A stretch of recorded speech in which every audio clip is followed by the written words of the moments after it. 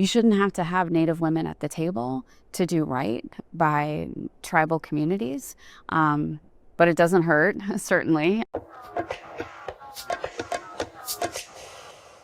It's Women's History Month, and over the next few weeks, ICT will bring you profiles of matriarchal leaders who impact Indigenous people, policy, and places.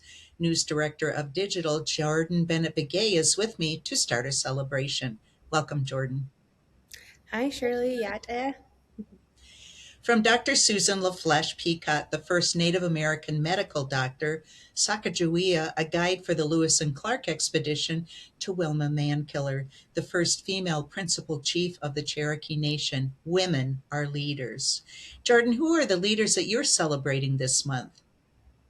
Oh, wow. So, I love Women's History Month. I always personally call it Matriarchs History Month because I think it's more fun and it fits our community. But I think a lot of people, pay attention to this month, not only because of like the political leaders or even just there's a lot of women who are chefs and designers and just doing so many cool things. But I like to look at my own family too, like my mom, my grandma, my sisters, and the soon to be little matriarchs that are growing up and going to school. But for this first week, I am focusing on the Native women leading the election for this midterm elections of 2026. I interviewed Peggy Flanagan just last month and to talk about Native women leadership and what leadership means in general to her. And what I have seen is that they bring heart, that they bring intelligence and wisdom, that they bring deep relationships, concern for our children and for our elders, and think several generations into the future about the decisions that we're making. And that they're leading the way. I think Native women have been leaders since time immemorial. It's the rest of society that's catching up with us. Peggy Flanagan is finishing her second term as lieutenant governor in Minnesota. She and Mary Peltola from Alaska are both seeking U.S. Senate seats. It's time for parity for Native women. And when I think about, Mark Trahant has talked about in order to have parity in the United States Senate, we need to have 2 Native women. So this seems like a really good year to elect the first Native woman from Minnesota and the first Alaska Native woman from Alaska to represent us in Washington. I also know that, democracy works best when it accurately reflects the community it seeks to represent. So if our voices aren't at the table, I think, frankly, the federal government is missing out. We certainly have seen over the years that the Native vote has mattered, but it's not just the Native vote. It's having Native people, tribal leaders at the table when it comes to governing and when it comes to making sure that our economies are strong and robust. In Minnesota, our tribal nations are an incredibly important part of, the state as a whole. And I think the same can be said of the country, and we need folks to know that. I think about the fact that, we had the flag of the White Earth Nation in the governor's reception room. And while that may seem like a small thing, it was a pretty considerable acknowledgement that I am both a citizen of the United States of America and of White Earth. And I think that, that matters. That impacted the way that we govern, the decisions that we made, consultation, which is now required of every state agency. All leaders are required to go through tribal state relations training, and that will happen in, perpetuity. And I think that you shouldn't have to have Native women at the table to do right by tribal communities. But it doesn't hurt, certainly. And now we've laid the groundwork. And my hope is that there are more young Native people who see themselves reflected in the leadership of the state and know that that's a room that they belong in, and a place, where they deserve to be. The spirit of Minnesota, the spirit of we all do better when we all do better, that famous quote from Senator Wallstone, that is truly at the heart of who we are. And Native people have been a really important part of the resistance to ICE and the federal government. And, it's something that I think maybe we don't talk about enough, which is that we're resilient. That resiliency is in our bones. I'm not even supposed to be here. I'm not supposed to be running for the Senate because I'm not even supposed to exist according to the work of the federal government. Thanks, Jordan, for that wonderful interview with Peggy Flanagan. And I'm looking forward to hearing more matriarchal voices this month as we celebrate Women's History Month. Me too, Shirley. I'm excited to learn all about them. Thanks for having me. Thanks, Jordan.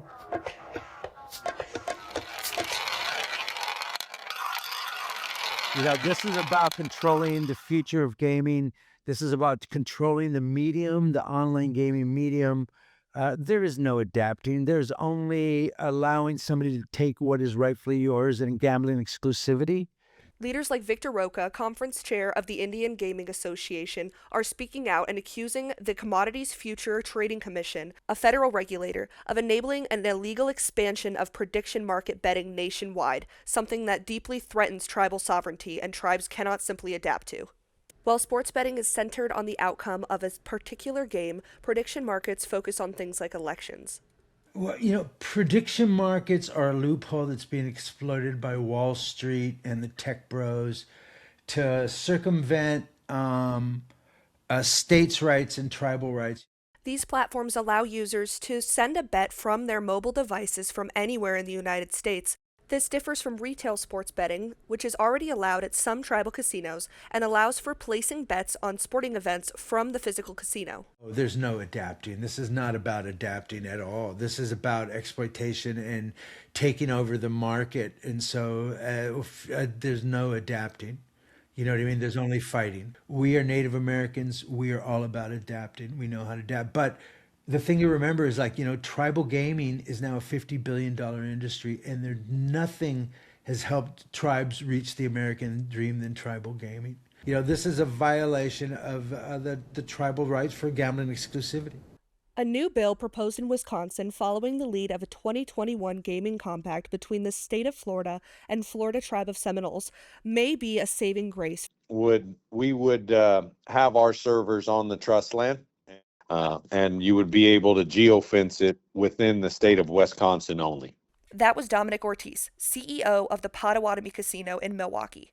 So, this hub and spoke opens up the geofences the entire state. And in the last decade, as sports betting has come to Indian country, tribes have had very little options to deal with it. And it's been controlled primarily by the big boxes, the big commercials, right? We can now work within the state, and we can create an alliance amongst the tribes and unite our sovereignty. And it's a use of our sovereignty that benefits all of the constituents within the state.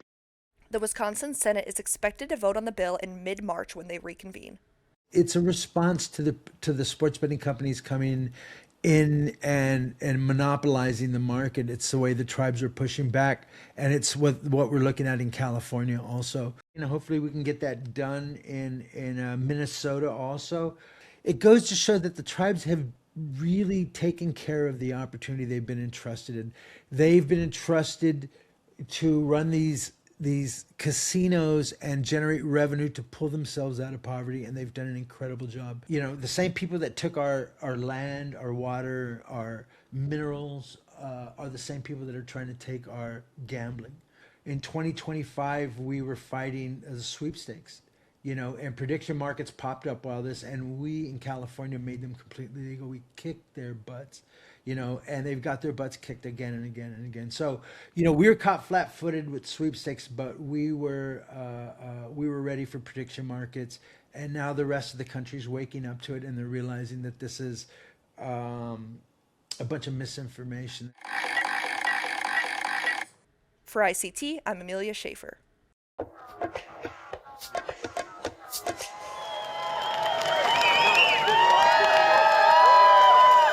The 54th Iditarod Trail Sled Dog Race begins on March 7th with a ceremonial start in Anchorage, Alaska.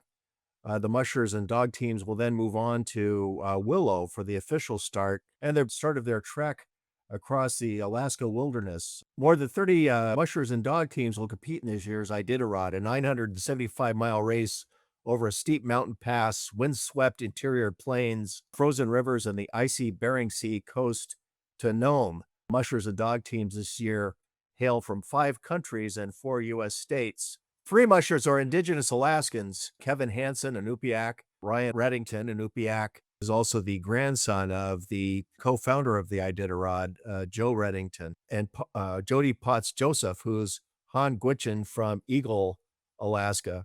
Jesse Terry, Anishinaabe, is Indigenous from Canada.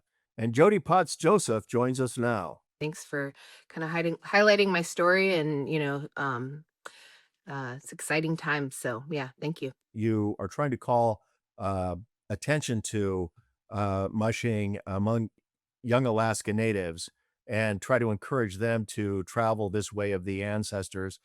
Tell me, what are some of the obstacles that are keeping young Alaska Natives from getting Yeah. involved in mushing? Well, it's not as prevalent. Dog mushing, in our villages and in our native community not as prevalent as it used to be. And so I would say that's one of the challenges for sure. There's a few different reasons why it's not as prevalent. But it's also a lot of hard work. And it's also very expensive. So, there's a few barriers, I would say. Um, and, I'm just always willing to, help kids get this experience. Hopefully they'll love it. Tell us why or how mushing is important to maintaining Alaska Native identity. Gosh, even in my parents' generation, like every family had a dog team. Like when I grew up, like just about, I would say the vast majority of every household had a dog team. And my cousin and friends my age, our families all trapped and traveled the land by dog team. And so it's a really good way of life. And I think that for me, being raised in my culture, traveling the land by dog team, and just in this really traditional way, is probably one of not probably, is like my greatest strength, of having that connection to the land and our animal relatives. And so I'm noticing things change. And a lot of times our people are like the canary in the coal mine. We're Native people are out on the land the most, and we have this historical traditional knowledge. And so I'm just really blessed to be able to have this experience and be able to also kind of observe some of the changes and be able to speak to them, especially when it comes to climate change and, the impacts to our animal relatives in our land. Tell us a little bit more about that, about some of the changes that you're seeing when you're out uh, on the trails. One thing that has really changed in the last several years is wind. We didn't used to have wind, especially once the temperatures plummeted below colder than 30 below. It was always just still and silent. Like the air was Mm. still. You could hear people talking like a couple miles away because the sound carried in that cold, cold air.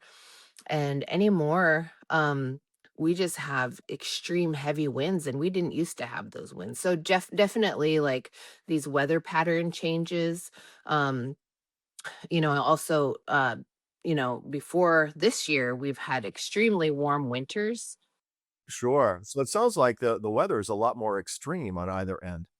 Yeah, definitely. They're very extreme weather patterns, and these weather occurrences are making it really hard on, really the animal relatives, and then our way of life, where food security has become a big issue. And as Native people, I remember being raised and being told by our elders that like we have to learn these skills as Native people, our traditional Indigenous skills of hunting and gathering and fishing, because one day we're going to have to return to the land and need those skills.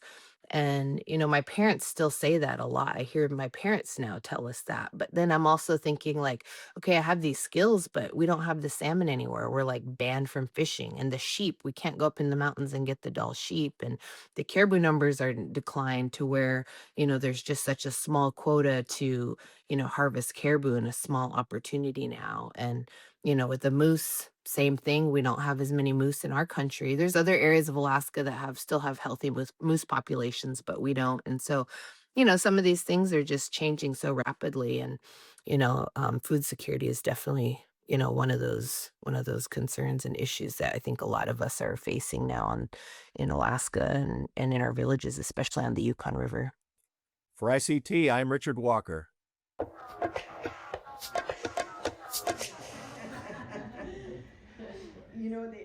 Laughter, joy, and hope for the future were the central themes of the grand opening of the newest domestic violence shelter on the Pine Ridge Reservation in South Dakota. Oh, it's overwhelmingly, it's actually peaceful. I have a sense of peace because I know that even though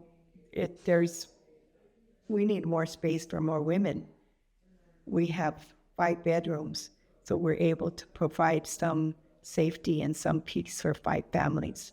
The last dedicated full-service shelter closed in 2009. Since then, advocates have driven victims hundreds of miles away to shelters in the Black Hills area and the neighboring Rosebud Reservation. But domestic violence on our reservation is very high, just like sexual assault. Our sexual assault rates are astronomical. But that all comes with, first of all, the sexual assault. I know, I'm in my 70s, and boarding school wasn't a good thing back then. There was a lot of sexual assault. So it's like a blister that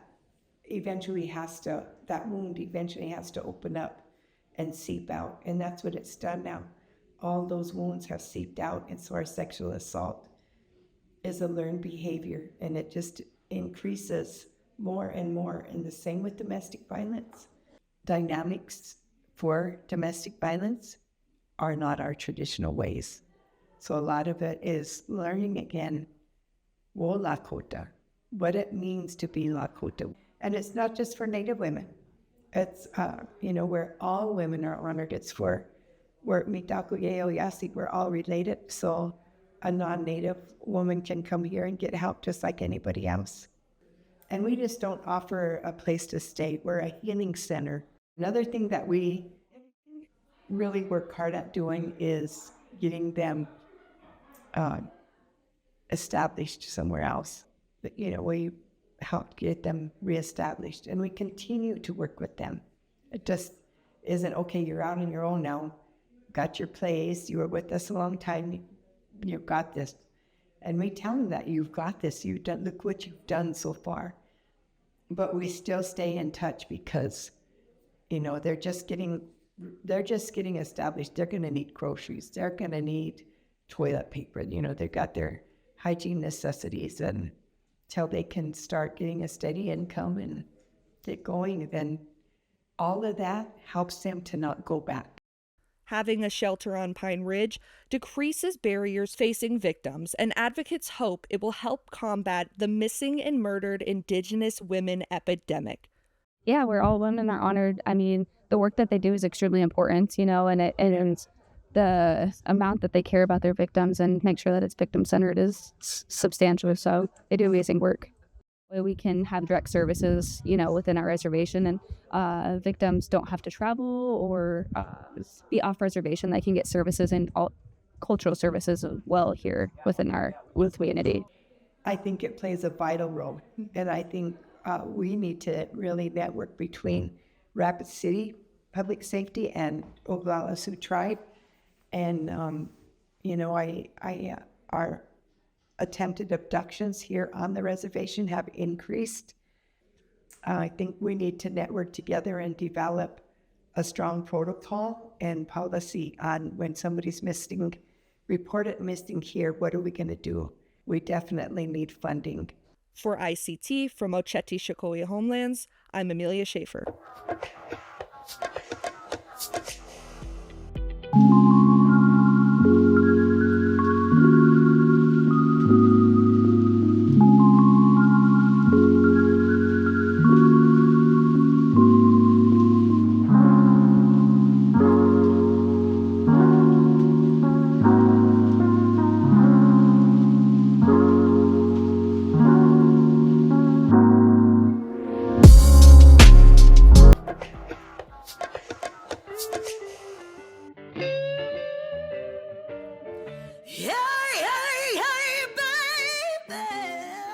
we're talking to Crystal Shawanda from her home base in Nashville, Tennessee, originally from Waquemacong unceded territory on Manitoulin Island. She's been nominated for Blues Album of the Year for her latest release. Welcome to ICT, Crystal. Hello, so nice to be joining you today. Tell us about the new record. What is it that is resonating with people? This new album is called Sing Pretty Blues, and I think there's like a commonality of strength and resilience and finding the courage to feel joy again when you've been through so much. The title track of the album itself it was a song that I wrote with my husband, Dwayne Strobel, who's my guitar player, my producer. We wrote this song about a conversation I had with a photographer as I came off stage. He was like, "Hey, Crystal, that was a fantastic show. I think I got a good shot of you, but I'm not really sure because you don't really sing pretty. So sometimes it's hard to get a good pic of you." And I was like, "What's that supposed to mean?" But I decided to take it as a compliment because I'm really good at that. So, because he's right, I don't sing pretty. When I get up on stage, I'm very passionate and I make all kinds of weird faces. I don't really care what I look like because, it's not just a show. Every song I sing, I'm healing a different part of myself, and healing is not always pretty. So we wrote this song to try to encourage others to embrace all the parts of themselves, even the ones that aren't so pretty. So that's kind of sets the tone for the album. So you started your career as a country artist, kind of really exploded onto the scene with, You Can Let Go Now, which is certified Canadian country classic song, viewed and streamed millions of times and still resonates with people today. Talk about the inspiration of moving into your blues era and what that has meant to you. For me, it just happened so naturally. It wasn't like a conscious decision. Everything just kept leading me that way. I was fortunate that I grew up in a home where we listened to all styles of music. It wasn't just one genre. There was just good music and bad music. And my family had very high standards of what they listened to. And I'm very much a product of that. And so, after my big hit album, Dawn of a New Day, it debuted at number 16 in the top 20 American sales charts. It was like, I don't know, it was like the format started to change. Country music started to get more poppy country and a little bit bro country. And I was being pressured into going in that direction. It's like, if you want to exist on radio, this is what you need to do because this is what's happening right now. And it's just not what I grew up with. So I didn't feel inclined to go in that direction. So I parted ways with RCA Records and I started my own record label called New Sun Music. And it was basically, I started that company just so I could have the freedom to experiment and explore and remember who I was as an artist and what I really wanted to say with my voice. And I kept sitting down to write songs and they kept coming out sounding like bluesy songs. And I looked at my husband, I'm like, what do we do with these songs? I can't just ignore them. They're too good to just ignore. And then, then we were like, well, isn't this why we started a record label so we could do what we wanted? So we put out a blues album where we said, let's see what happens. And we'll come back to country after. But releasing that blues album, performing those songs, singing those songs, it was like letting a bird out of a cage. Finally, I didn't have to hide all these different parts of my voice, things that I could do with my voice that I had to hide while I was in country music. Like, as much as I love country music, while I was there, it was like I was trying to force my voice into this little box and it just wasn't fitting, but with blues music, I could just let loose and let it free and be who I really am. And it just became very obvious and apparent that I was born to be a blues singer. I want to just swing back to You Can Let Go Now, because it's such an endearing, absolute classic, that you must have received so much different responses from people in the years since it came out. I'll share with you that I wasn't listening to country music at the time. We grew up classic, listened to just a lot of the classics as well. But my uncle had passed. And so my first cousin is up there. She goes, I was asked to do a eulogy, but I can't do it. But this song will explain how I feel. I still get messages every day from people who are just discovering the song now. And that's incredible. I hear stories at my meet and greets of what the song has meant to people. It's been really good medicine for a lot of people. And I feel like people hear it when they're meant to hear it, when they need to hear it. And that's what's been so incredible about this journey with this song. In some cases it could be looked at as, um, where the song is bigger than the artist. And if that's the case, I'm okay with that, because I know how this song has helped people. And that's what I love about music. That's why I wanted to be a singer. I watched my family lean on certain songs like they were a lifeline, like a shoulder to cry on. It's what got them through the struggles in their life. And as a little girl, I remember thinking, I want to do that. I want to be a singer, and I want to make music that's going to help people get through their tough times. As I headed for the street, you can let go now, Daddy. You can let go. Oh, I think I'm ready to do this all